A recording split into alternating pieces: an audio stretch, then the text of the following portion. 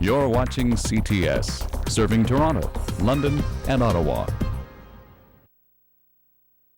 Living Clean is brought to you in part by Ray of Hope Kitchener, wisechoices.ca, and the Hamilton Dream Center.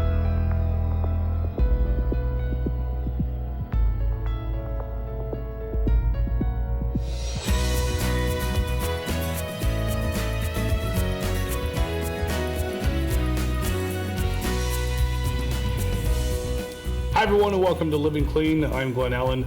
Living Clean, the television program designed to assist individuals with addiction. Tonight on the program we will welcome Don Krokock a little bit later on, and we will talk about really the stigma of addiction.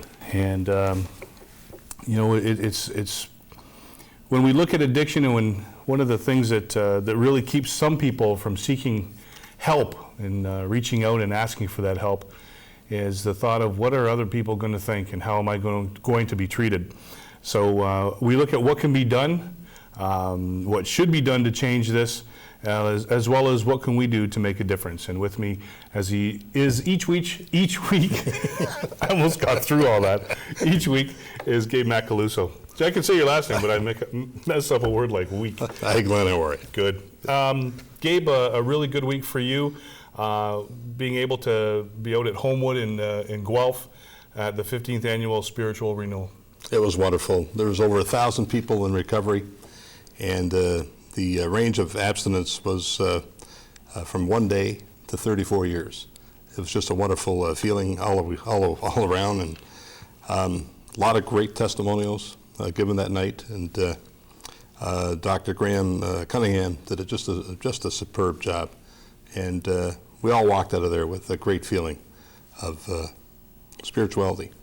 And I can tell you that my week has been lifted just by attending that one particular event. Yeah.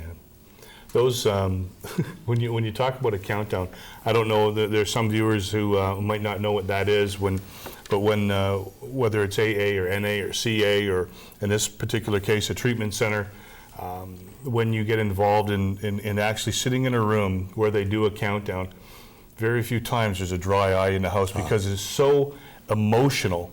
Absolutely. And it's just, when you look at that, I remember the first one I went to, it was a roundup of some sort. It was out in Dunnville. You were camping, and it was this 3 days. I was just out of a recovery house after my 11 days in detox, 6 weeks in the treatment center, and then 5.5 months at the Wayside Recovery House in Hamilton.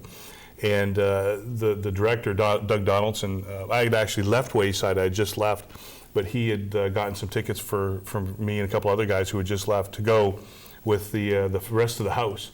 And that was the first time I experienced sitting in this huge tent with hundreds and hundreds of people, and going through my first countdown. And it was something the whole recovery experience was new to me at the time. I was experiencing a lot of things for the first time, and it was almost overwhelming. But as you say, you walk out of there, and your priorities change again. Mm-hmm. Is it safe to say? Absolutely. You just felt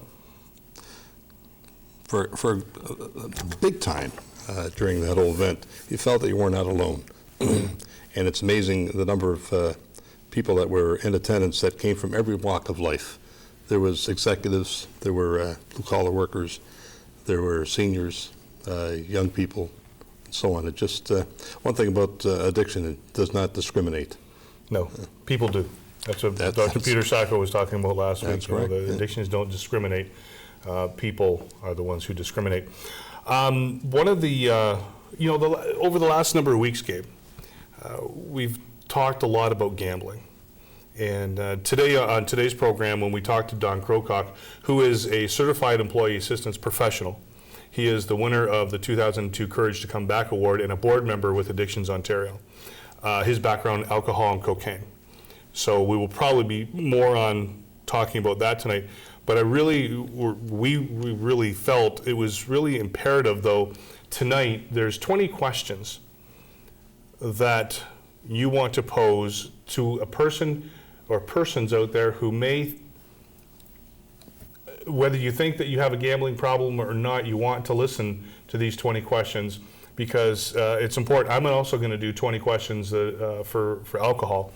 But I'm going to ask you to do your 20 questions because, like I said, over the past number of weeks, we've been talking about a lot of gambling issues. And I think it's imperative tonight that we take care of these 20 questions so that maybe a viewer or some viewers out there might be able to go, geez, I answered a lot of those, and maybe it's something I should watch, maybe it's something I need to make a phone call on, maybe I need to seek treatment right away. Sure. So the floor is yours, my friend. Okay. 20 questions. Number 1, did you ever lose time from work or school due to gambling? 2, has gambling ever made your home life unhappy? Did gambling affect your reputation? Have you ever felt remorse after gambling? Did you ever gamble to get money with which to pay debts or otherwise solve financial difficulties? Did gambling cause a decrease in your ambition or efficiency? After losing, did you feel you must return as soon as possible and win back your losses? After a win, did you have a strong urge to return and win more? Did you often gamble until your last dollar was gone? Did you ever borrow to finance your gambling? Have you ever sold anything to finance your gambling? Were you reluctant to use gambling money for normal expenditures? Did gambling make you careless of the welfare of yourself or your family? Did you ever gamble longer than you had planned? Have you ever gambled to escape worry or trouble? Have you ever committed or considered committing an illegal act to finance gambling? Did gambling cause you to have difficulty in sleeping? Do arguments, disappointments, or frustrations create within you an urge to gamble? Did you ever have an urge to celebrate any good fortune by a few hours of gambling? The last question, have you ever considered self-destruction or suicide as a result of your gambling? Most gamblers, Glenn, will answer yes to at least 7 of these questions. And if you do, I suggest strongly that you seek help. We're heavy on this segment. We're going to keep going right now. We'll make it up in another one. Right now, I just want to go through. This is the 20 questions for alcohol. Some are similar to the ones that Gabe asked for gambling. For alcohol, really you can fit in here. I mean, alcohol is a drug, so alcohol, drugs. You can figure this out. Question number 1. Again, do you lose time from work due to drinking? Is drinking making your home life unhappy? Do you drink because you are shy with other people? Is drinking affecting your reputation? Have you ever felt remorse after drinking? Have you gotten into financial difficulties as a result of drinking? Do you turn to lower companions in an inferior environment when drinking?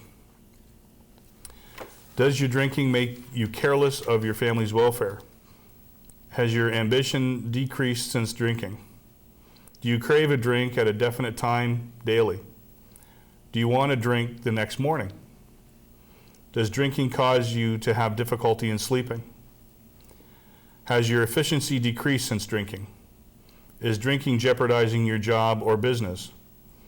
Do you drink to escape from worries or troubles? Do you drink alone? Have you ever had a complete loss of memory as a result of drinking or blackout? Has your physician ever treated you for drinking? Do you drink to build up your self-confidence? Have you ever been to a hospital or institution on account of drinking? If you've answered yes to one of these questions, there's a definite warning that you may be alcoholic. If you've answered yes to any 2, the chances are that you are an alcoholic. If you've answered yes to 3 or more, you are definitely an alcoholic. And this is something that you don't want to take lightly. I remember, when I was in my days of drinking, I would be sitting back at my television set right now, probably toasting the TV going, I got 10, thinking it's a big joke. And it's not a big joke. People die every day because of this. And recovery from addiction is a life and death program. And that's why Gabe and I are here each week to offer up some hope and some encouragement. A couple of guys who've basically been to hell and back, hell on earth. And this is something that we take very seriously. And there's a lot of hurting people out there. So we're, as we get ready to go for our break and welcome our guest for this evening as he tells his story of victory over addiction. One thing I do, Gabe, I really want to make clear, and that is, and this is something that we really need to specify for our viewers, and that is that although I am Christian, and So am I. and Gabe is Christian, Living Clean is not a Christian program, okay? Living Clean is a program about addiction, education of addiction, prevention of addiction, and awareness. Although we appreciate the calls we've received in the last number of weeks from our Christian community in talking about Scripture and the Bible, and believe what you're saying, this particular program and the guests who we bring on aren't all necessarily Christian. And we really want to stress that and ask that you respect that because this is just the form for this program. And we thank you and we respect your opinions and your thoughts, and we just ask that you respect that for us here. We're going to go to the phone lines when we come back as well. Don Krokock will join us. More Living Clean right after this. The preceding segment has been brought to you by ARC Studio.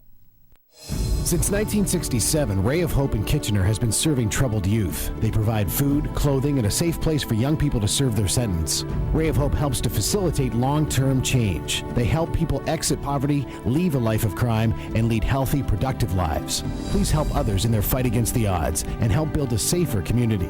For more information, visit rayofhope.net or call 1-866-665-8504. Ray of Hope is a member of the Canadian Council of Christian Charities. Welcome to Cycle City, your authorized Suzuki dealer for the Burlington area. Located at 2396 Queensway Drive, we have been family-owned for 27 years. Come join our family. If you are a first-time rider or an all-weather rider, Cycle City and Suzuki have the right bike for you. Perhaps your traditional GS500 or something in the legendary Intruder line is calling to you. Maybe you're feeling the current change in motorcycles with the introduction of the Bergman 400 and 650. Visit us online at cyclecity.on.ca or in person and test ride your favorite Suzuki motorcycle. Come ride the winds of change. Did you know that Hamilton has 100,000 residents living below the poverty line? What can you do to help them? Please support the Hamilton Dream Center with their fight against poverty. Tax receivable donations are always welcome, or you can help by volunteering your time. Get your family and friends involved by organizing a food or clothing drive. Help those less fortunate in our city. Call 905-527-8605 or visit thehamiltondreamcenter.com. Our country, community, family, church, and business world are calling for more men of integrity. Promise Keepers is answering that call with their new program entitled WiseChoices.ca. Through WiseChoices.ca, you'll be introduced to New Man Magazine, a first-class men's magazine, and much, much more. Go online today to WiseChoices.ca and discover a new you. WiseChoices.ca. What are you waiting for?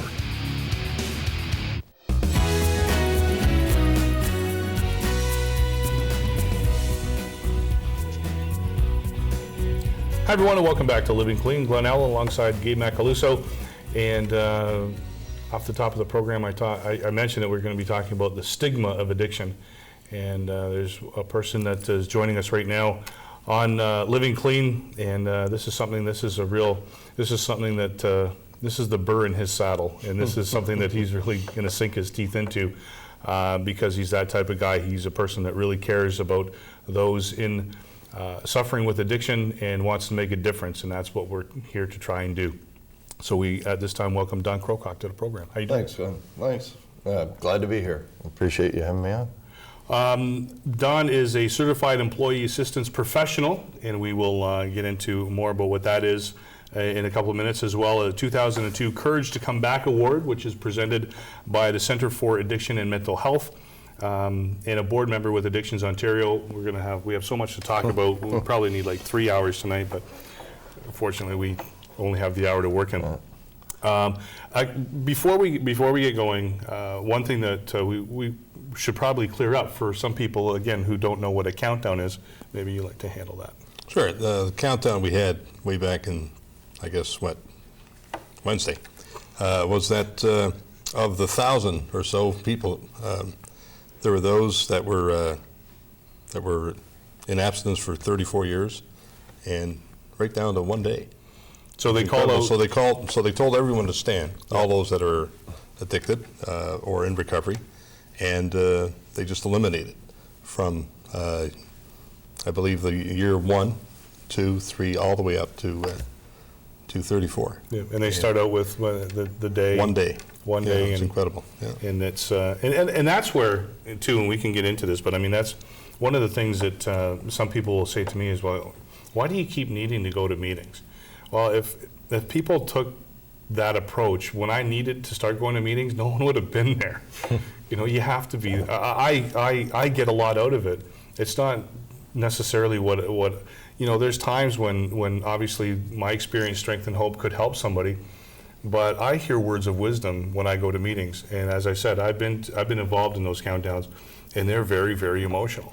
And when you see just how powerful recovery can be, it's really outstanding.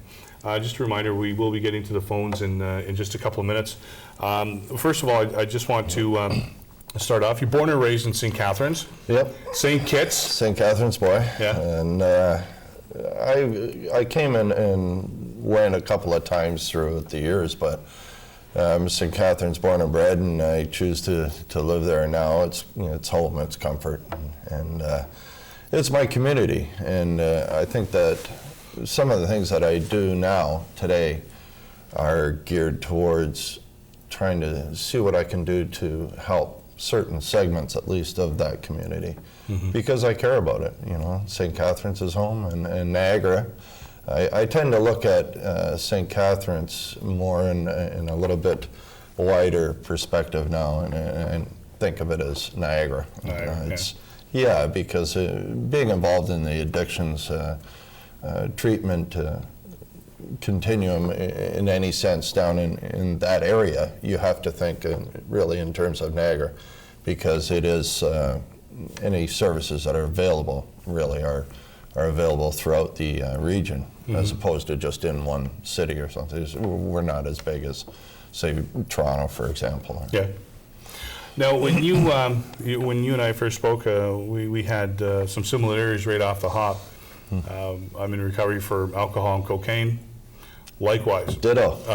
Played around a few other things in high school, but those were the two biggies. You started drinking when you were younger. Very young. Yeah. And it progressed. Let's go back into the 60s and see where you started. Yeah, that's the starting point. Actually, Gabe and I were speaking about that earlier, and it was the 60s.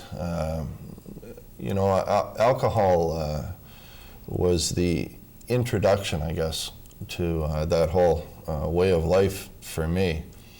And alcohol was always a part of my active addiction. It was always there.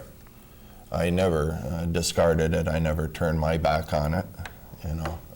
As a substance, it was always a important part, I guess, of what I did and who I was, and the personas I created. But yeah, I was mid 60s, and I was young and probably had a little too much free reign, and my parents perhaps erred on the side of being a little bit too liberal, and it's easier for me to say now. It wasn't about them though. It was it became all about me and my addiction. But I think it was in 1967, I can remember it quite well, when I first started experimenting in those days with drugs. And, away I went. It was just something, there was a lure there, it was the hook, line, and sinker for that matter, for me. It was once I started, it was going to run its course. And it's somewhat odd, but I mean, your dad being a police officer. Yes. In Niagara. Yes. Yeah, that made it a little difficult, to say the least. It should have, unfortunately, it didn't create more issues in me perhaps I would have been able to, you know, slow down a little bit or something, you know, but, you know, the woulda, shoulda, couldas. Pana, kana, wana. Yeah. But, yeah, it was an interesting environment. I mean, on one hand, here was, you know, Dad, and great guy. I mean, you know, very free, liberal, small L type of person, and that. And but he came from a family. He came from a history. His father of alcoholism, very much so. And I think that probably impacted on him. And when I started acting out, it perhaps put some blinders on him. Mm-hmm. You know, that maybe I don't know, you know, I'm just guessing, but maybe he didn't want to see what was. Or hope it would go away, or whatever. It's different too, because when I talk about my story, there's sexual abuse that was very prominent as a young boy. Not so in you, but in the same breath, we still suffered in our own way through the lack of self-esteem, self-worth, seeking approval, hating rejection for different reasons. Exactly. And that's a really key point that I want to make. And, you know, Gabe mentioned earlier that addiction doesn't discriminate. And certainly, you know, the issues, they may come from different backgrounds, but frequently they present in strikingly similar circumstances with people with, you know, very various backgrounds. You know. And with me, it was always, when I was young, I was always very, very timid, very shy, and this may surprise some people that know me today, but I'm sure there's a few eyes rolling right about now, but it's true. And you know, I lived in fear. And what I started to do was to create. I mentioned before, I created these personas. I call them masks. Yep. Which are yeah, and we were loading the onion up. Sure. before we start peeling away. Yep, yeah, exactly. And this is a common thing, I think, in a lot of us. You know, I created these different masks dependent upon my situation in life, where I was at in life, who I was associating with, who had what I wanted. That was always a key thing. If some group of people, whatever, had, you know, access to things that I wanted, namely drugs, then I would blend. I would become part of that particular community, that group, you know. Yeah. And I learned this, you know, right at a very young age, as you said, you know, through my fear, through my very low self-esteem, and that's what drove me. Yes. Listen, I want to keep going with this, but Frank is on line 4, so let's go to Frank. And hello. Hi, Frank. How are you doing, Frank? I'm not bad. How you doing? I just want to say I'm a grateful recovering addict from Niagara Falls. Yes. And I love your show. I've been watching the last few weeks. It's been really great week just to end my week. And I also was at the Homewood 15-year anniversary there, and that was just something unbelievable. It really inspired me. It really recharged my spiritual batteries. I really needed it. I think all these conventions and campouts and all the stuff that goes on really is necessary to keep in touch in recovery. Absolutely. And I also just want to just say to a lot of people out there that I don't think the stigma in recovery is not a stigma. The stigma, you know, that's what we have when we're out there and we're using, but we're in recovery. We're just people living clean one day at a time. There's nothing wrong with it. Yeah. And we have to get back in society and just, you know, live one day at a time and not worry about what other people think about us, you know. And that's one thing I got to do. I can't worry what other people think. I got too much problems of my own. Yep. And, you know, and I only got to say one more thing, guys, and that's trust God, clean house, and help others. Thanks so much, Frank. Right. Thank you. Thanks, Frank. You know, and Frank brings up a great point. I mean, I was one, and you guys can pipe in. I was one. I cared so much. I would tell you I didn't care what you thought. I cared so much. I needed to fit in. And then I heard a phrase in recovery, and that is, it doesn't matter what people think. And as you turn, and this really helped me, when I stepped back on to television and got back into radio, it doesn't matter what other people think of you. If you're doing what's right, you're doing what God wants you to do, and if people are talking behind your back, then you're walking in the right direction, because you don't need them. You know, there's too many people that we can help. And you look at the three of us sitting here today, what you've done and doing, what you're doing, what you've done and what you're doing, and what I'm trying to do, you know. And there are thousands of people out there like us who are so grateful for the lives that they have today, who want to give something back. But for some reason, somewhere along the line, and I totally respect there's some people that they want to keep their anonymity, and that's fine. That's totally fine, and I respect that. And they're helping out in their own way as well. You know, you don't have to break your anonymity to help. I mean, you're always helping. But when you have, especially when, and this is part and parcel too with Homewood and treatment, and you and I were talking about this the other day. You don't necessarily have to have been there and done that in order to help either. And that is, I hear some people going, I couldn't relate to that. They don't understand. They haven't been in my shoes. When I finally hit my rock bottom, I didn't give a rat's behind where they came from, what school they went to, if they went to school, because if they had something that I needed to survive in order to change my life, I shut this and I opened these. And I listened, and then I took action. That's right. When I was, I jump ahead, when I was in treatment, I went to treatment in Toronto at what is now the Centre for Addiction and Mental Health. And I became a sponge. I felt that was, you know, that's just what I had to do. You know, I had this drive that I had to do everything possible to learn whatever I could, because there was a very brief window there. You know, that moment of clarity led me to treatment, and it was time to seize the moment and learn. And I actually, even while I was in treatment, I advocated on behalf of myself and got some extra attention and extra counseling, you know, while I was there, so that you know, I could make the best opportunity, you know. But you know, and it's so amazing.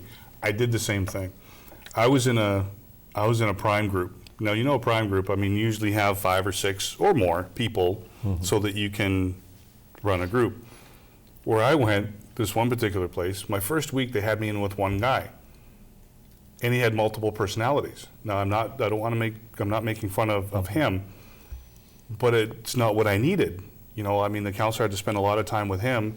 I'm missing out. So I finally got switched to another group, and I went back to the people and said, like, when it came time for me to leave, and it was like, you know what, I need some more time. You guys messed up. I need a little bit more time here. I need another week. And instead of, you know, like, you know, you go somewhere, like public relations, right? You know what, yes, we did. You know what, here's a spot, it's not, no. I fought for it, paid for it, got another week, but they didn't want to help out. But I went to the administrator of that particular facility, and I stood up for myself. Yeah. And I had a voice. And I was still new, so I wasn't very refined, but you know, I stood up for myself, and that's when I first started to put some boundaries out, because I wanted to live, and they were getting in the way, and I stood up, and it paid off. You know, on the Friday I needed to stay. Came Tuesday, I wanted out, but I needed a few extra days, and that's just the bottom line. But in the end, it all works out.